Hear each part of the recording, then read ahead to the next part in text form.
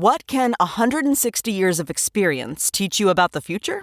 When it comes to protecting what matters, Pacific Life provides life insurance, retirement income, and employee benefits for people and businesses building a more confident tomorrow. Strategies rooted in strength and backed by experience. Ask a financial professional how Pacific Life can help you today. Pacific Life Insurance Company, Omaha, Nebraska, and in New York. Pacific Life and Annuity, Phoenix, Arizona. Thank you so much, Victor, for joining the We Don't Play podcast show today. How are you? I'm doing pretty good.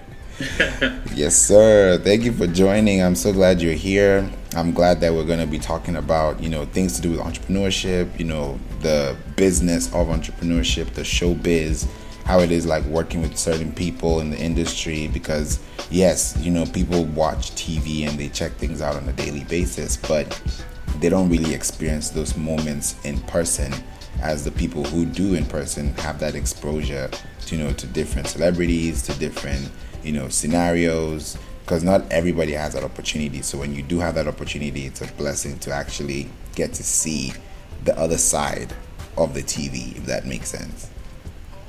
Yeah, I get it. Yeah. So this is exciting. Please, I would love for people to know more about you. Just give us like a brief history, like how did you get started into this whole artistry? What was the driving factor for you? I really was all about comedy at the very beginning. Just like, if it wasn't funny, I didn't care about it. and I'm actually still kind of that way. That I would say like 80%. If it's not funny, I don't really care about it. And so when I started, I came to New York to be an actor and a comedian. And that was about 25 years ago. And then, it was about 25 years ago, I came to New York. I immediately got cast in like a bunch of movies. Like I was in an Eddie Murphy movie, I was in an Arnold Schwarzenegger movie, and I started basically going up the charts as like an actor and a comedian. But the problem was that people often, like because I'm a black person with albinism, like that was the extent of how people looked at me and wanted to cast me. So I ended up kind of veering and going more into writing and producing so that I could write and produce things that were, that showcased my talent rather than my physical difference. So I started on that path. And then one thing led to another, and I was doing a bunch of cool stuff, but then about 6 years ago, I was still doing comedy, still doing acting, but not as much, and I'm more selective of things that I would do. Mm-hmm. But I was also a producer for a show that was part of the Love and Hip Hop franchise, okay? So I was working on this, and then I was like, why am I spending my time making the worst TV? so then I was like, okay, I could do. I mean, it was fine because like you got paid well for that kind of thing.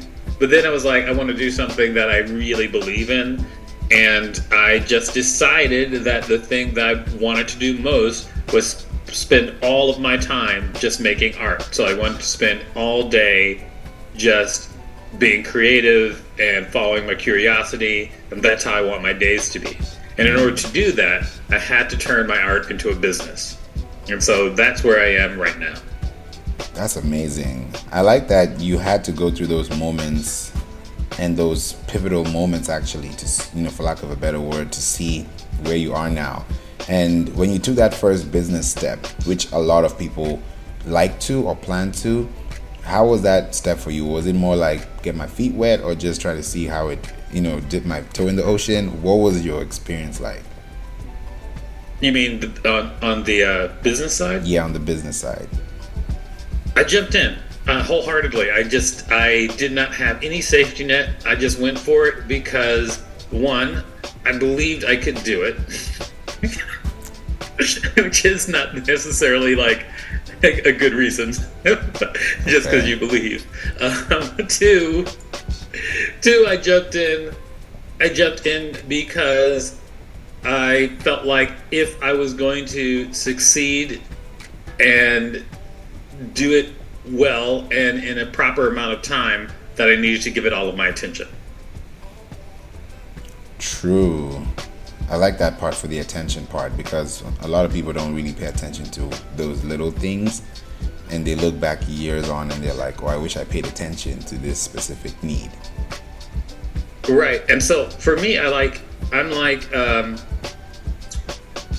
feel like, well, when I made this decision to kind of like change how I did things, I was 47 years old and I'm 53 now.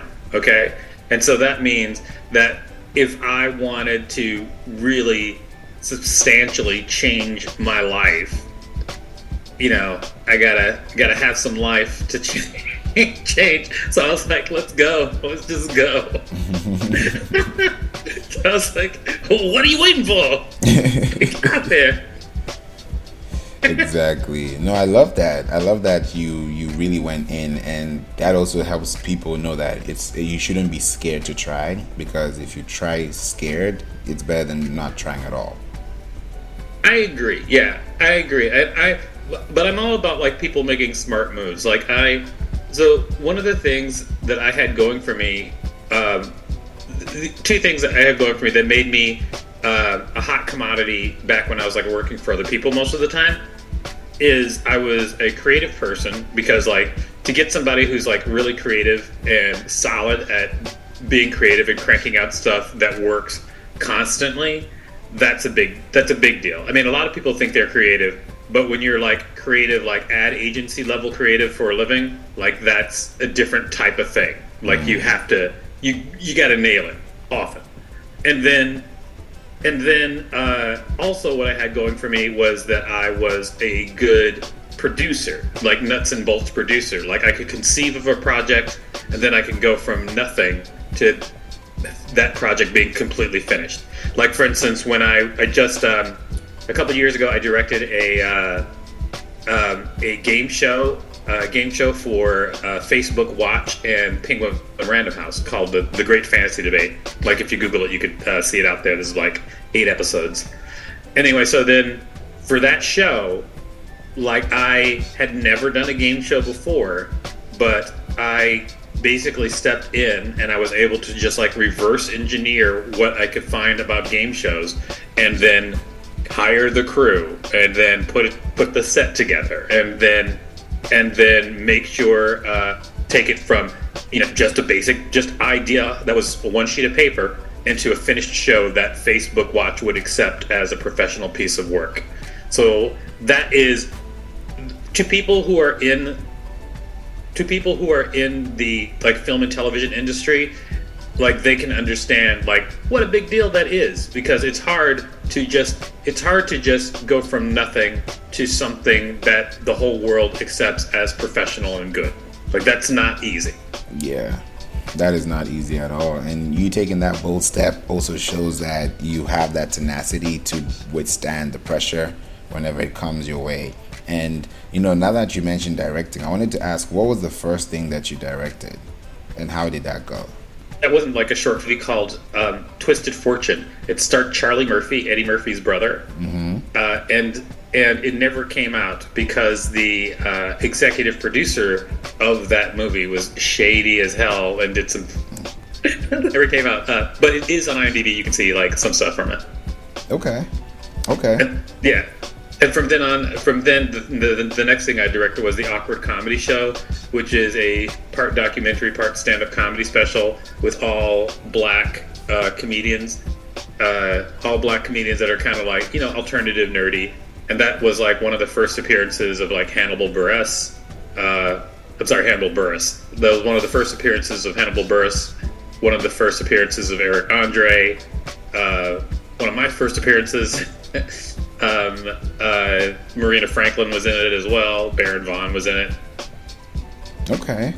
And you said, just to set the record, you said the name of the first show that you directed was what with Charlie Murphy? Twisted Fortune. Twisted Fortune. Okay. That's a good one. Okay. And that's a really, really good one, because now you said you worked with Charlie Murphy. So how was it like working with Eddie Murphy as well? Was there a difference between the two of them character-wise, or what did you pick out that struck your mind most? I think that they're very much like you see them, because you see Eddie Murphy and you see a very calculated, refined person, and he is that way. He's like very calculated and refined. He is very like conscious of what he's saying and doing all the time. And then you see Charlie Murphy, and he is a loose cannon. So Charlie Murphy has a lot of energy. He does look like the type of dude who'll get mad and punch you right in the face. Oh man. he's as he seems, like in all of his interviews. That's Charlie Murphy. Wow, I love that. Now that you mentioned Eddie Murphy and Charlie Murphy, what about Arnold Schwarzenegger? How was that for you? That was actually pretty awesome. I mean, Arnold Schwarzenegger was one of those guys who's like such a big star that he is like, he's almost like a character, like a fictional character, because he was such a big star at the time. Mm-hmm. You know, like he's the Terminator. Like that's you don't think of anybody but him when you think of the Terminator. And so he is such a big I guess just like he's pop culture. He really is. It was like I said this before, but it was like doing a movie with Mickey Mouse. That's how big he is, like as a fictional character almost. Like he's just beyond what you think of a normal human is, just by his reputation. He was nice. He was very nice. He was very cool, very easygoing, and I remember once I forgot where we were shooting, but we were like in some sort of like hotel, and there was a hotel exercise room at the time, and he was just using the hotel exercise room, and he was just killing it. Like he was like on a bike, on an exercise bike, like that. He's killing it. Wow, that's what's up. I like. He means it, is what I'm saying. That's dope. I like that. I really, really do. You know, all these things also come into success because when you start watching and seeing those traits of how they have that work ethic, it also kind of gives you a motivation to know how to put your own work ethic into practice. Yeah, it is something about like the way people work. I'll tell you there was a documentary series that like changed my mind about how an artist should work and how success happens, and that was the Defiant Ones.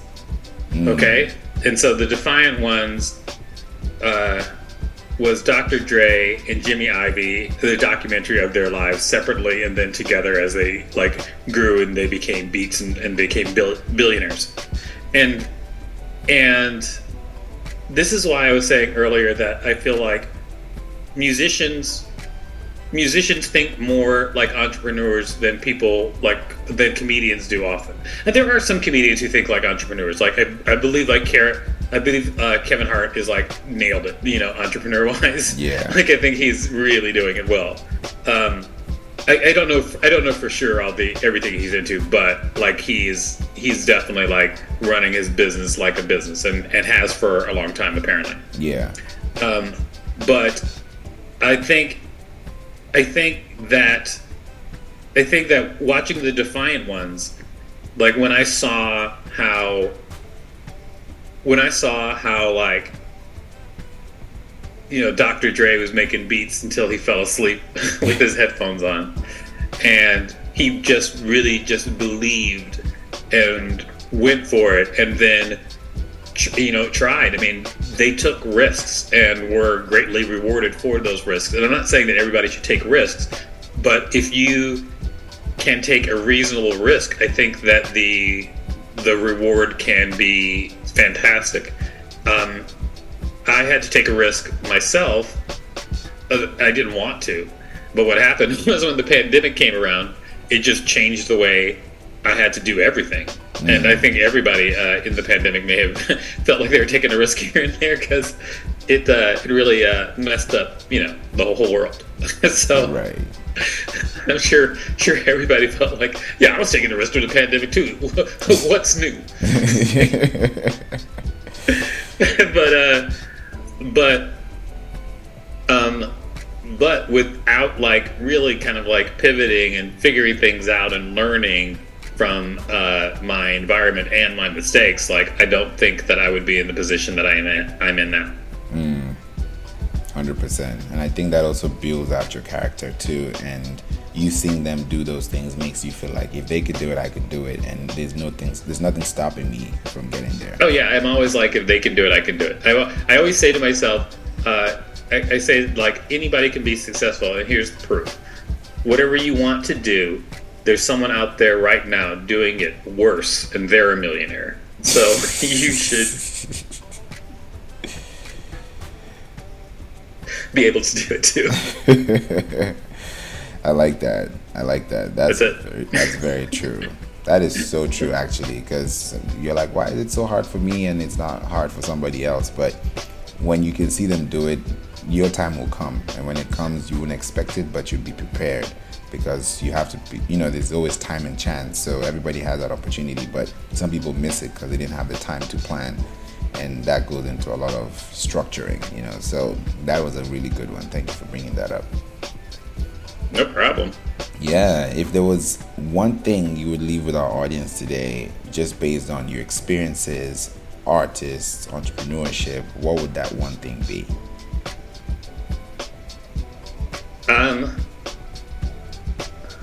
I would say there's a huge opportunity for artists right now. Mm-hmm. There's a huge opportunity. If you're a creative person, and this is what the opportunity is.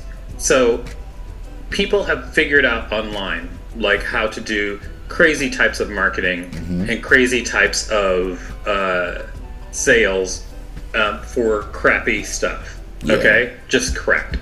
And so if you can adapt those techniques for marketing and add on top of it creativity, give them something that is worthwhile, then you can really capitalize. Like, for instance, there are companies which focus on selling like self-published books of all kinds so like anybody who can half-ass write a book.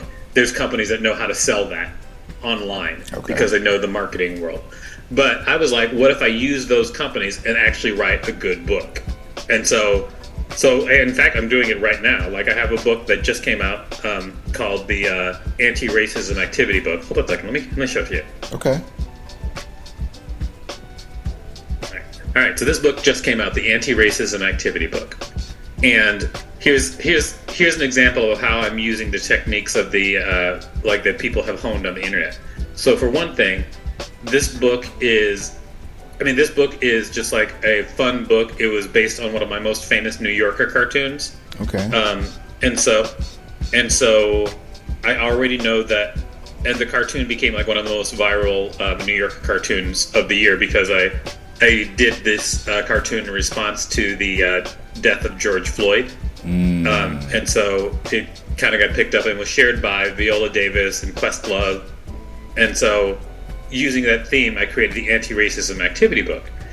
But what I'm using as far as like what's available internet-wise is this book is printed on Amazon, direct publishing. Okay. So basically, someone can order it and it comes to them in like 2 days and fully printed specifically for them. So I have no inventory, okay?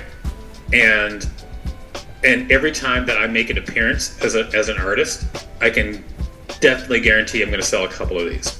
Every time I make an appearance for the rest of my life, this is going to add to it. And every time one of these sells, it's like $10 to me. Right. So basically using the way that they market things and sell things on the internet, but adding in what I do really well, which is to be a creative person. I'm creating like a stream of revenue that lasts for the rest of my life, probably be a great gift every Christmas. I don't have to do anything else. That is so smart. Except tell people it's out there. Exactly. That's a really good one. And I think that also gives people that perspective of knowing, yes, be an entrepreneur, yes, be in business, but have some type of passive income strategy that somebody can acquire and say, okay, out of all the things that I do, there's this one thing that keeps going without me having to lift a finger, because I've already built the system and processes for it. So you've done it for yourself, and I know other people can listen to that and be like, oh, Amazon Direct Publishing, I didn't know that exists. For some people, we think that all these things are normal, but it's not really normal, because sometimes we don't hear all these opportunities until someone says it. So that was a really good one. Yeah, I mean, and think about now how an artist can get to thousands or millions of people themselves. Like, because in the past, the only way to get to that level was with the help of some other distribution company. Yeah. But now, if you're just like smart enough to make the right video of you sticking candy up your nose, you can get millions of followers, and then you can monetize that, because as long as you have people's attention, which is the most valuable thing it's the only thing of value is people's attention, because the only thing you have that's really of value is your life. Okay, That's the only thing that really has real value.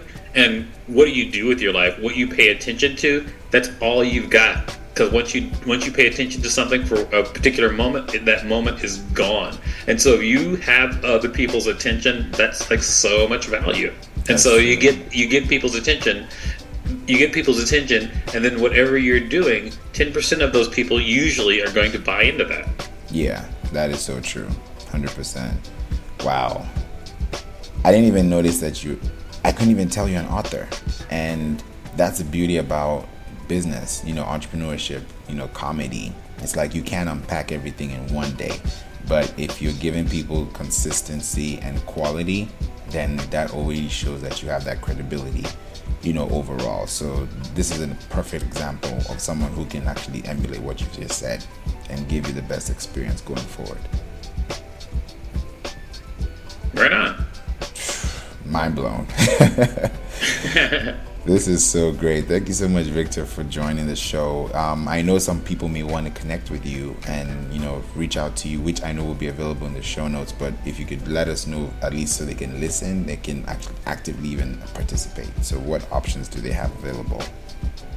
I have a couple of podcasts. If you want to see everything, you can go to just the website of my production company, which is supremerobot.com. And then also, just look me up. I'm on Instagram. I'm on Facebook. I'm on all this. I'm on all the stuff. I'm easy to find. I'm the most famous Victor Varnado there is. Probably the most famous Black albino comedian as well. Yeah. That's a great one. Thank you so much. I appreciate you for joining the show today, and I'm also wishing you all the best as well. That book is real. I love the copy, the way it looks. So I'm definitely going to add that to the show notes so that people can also buy it on Amazon. And go to antiracism.online. Antiracism.online. And you will go, and it'll take you straight to the book. And get it, because it is a great Christmas present. I really do think so. Yeah, exactly. Awesome. Thank you so much, Victor. I appreciate you. And I look forward to having you back again in the new season. Well, awesome. I'll be back. Thanks. You're welcome. Now, that was an episode, right? Thank you so much for listening to the We Don't Play podcast show. I'm so glad that you're here and you are sticking tight with us, especially to the very end. Now, this is season 11 and we're going to do it differently. And I want to make sure that every episode you listen to has something to give back so that you can also learn more after you listen. Now, We Don't Play podcast show is where you listen, you live, you learn, and you earn. So if you're in any of those positions out of those four, please make sure that you reach out to me. Send out an email through info@playinc.online. That's info@playinc.online. Or you could go to playinc.online, which is a website, www.playinc.online, playinc.online, and schedule a call so that we can get you on an SEO discovery call to talk about your business and help you with your marketing needs. Thank you so much for listening, and I hope this helped you. See you in the next episode. God bless you. Jesus loves you.